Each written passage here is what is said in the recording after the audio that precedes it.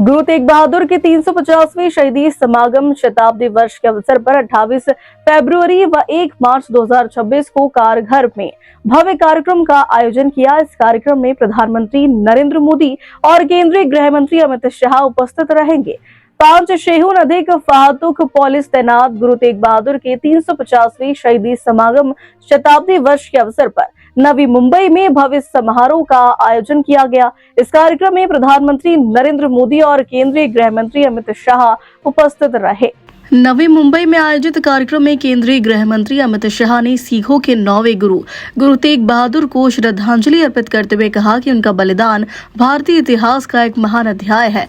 उन्होंने कहा कि गुरु तेग बहादुर ने अन्याय और अत्याचार के खिलाफ डटकर मुकाबला किया और धर्म तथा मानवता की रक्षा के लिए अपने प्राणों की आहुति दी। अमित शाह ने कहा कि उनका त्याग केवल एक समुदाय के लिए नहीं बल्कि पूरे राष्ट्र के लिए प्रेरणा है। उन्होंने कहा गुरु तेग बहादुर ने कठिन यातनाएं सहकर भी अपने सिद्धांतों से समझौता नहीं किया और देश को विपरीत परिस्थितियों का सामना करने का साहस दिया।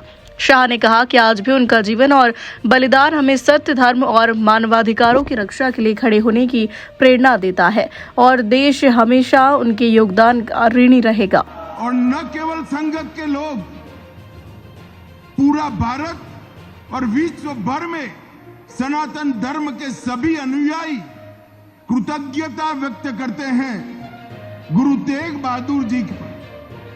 कितने बड़े अन्याय, इतने बड़े अत्याचार, इतने बड़े जुल्म के खिलाफ उन्होंने हिंदू धर्म बचाने के लिए बड़ी क्रूरताएं झेलकर, यातनाएं झेलकर अपनी शहादत दी और इसी के कारण भारत को एक मजबूत सामना करने की हिम्मत मिली और बाद में दशम पिता ने लड़ाई को आगे बढ़ाया।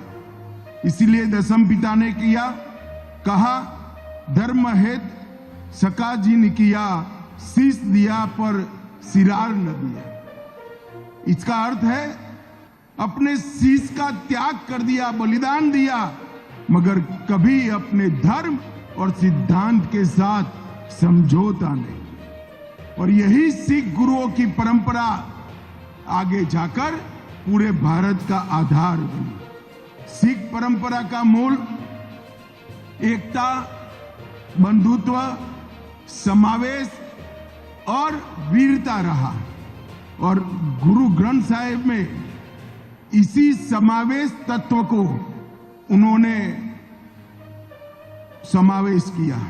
संत नामदेव जी, नरसिंह मेहता, कबीर साहब, रविदास जी, कई सारे गामी निनामी संतों के पदों को गुरु ग्रंथ साहब में जगह देने का काम दशम पिता ने किया और गुरु घर में शब्द और संत दोनों अलग नहीं है।